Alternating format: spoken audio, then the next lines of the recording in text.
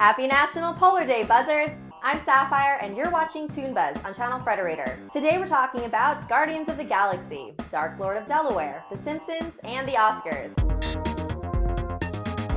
Last week, Marvel released the trailer for Guardians of the Galaxy, which is their next superhero film based on the comic of the same name. It follows Peter Quill, aka Star-Lord, who becomes the object of a manhunt after stealing an orb coveted by the evil Ronin. Star-Lord assembles a ragtag team of misfits, which include a raccoon and a tree, to stop Ronin's evil plans. Disclaimer, I'm not the biggest fan of movies based on comics, but I was pleasantly surprised by how much I did not hate this trailer. I thought the tone was different from a lot of superhero movies, and the humor wasn't so in your face.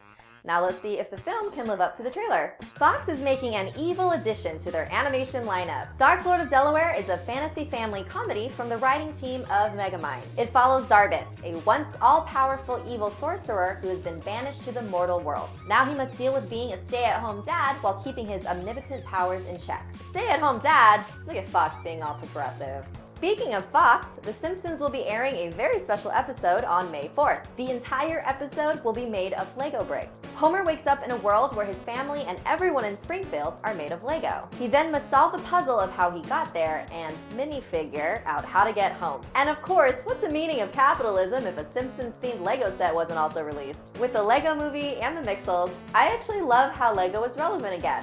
It fosters creativity in kids and keeps them moving instead of staring at screens for too long. Speaking of screens, it's time to honor the best of the big screen. The 86th annual Oscars are this Sunday. Up for Best Animated Short Film are Feral, Get a Horse, Mr. Hublot, Possessions, and Room on the Broom.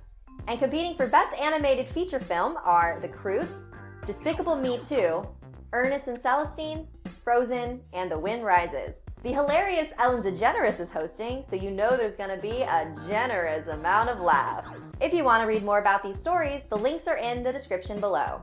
Who are you rooting for at the Oscars? Tell us in the comments.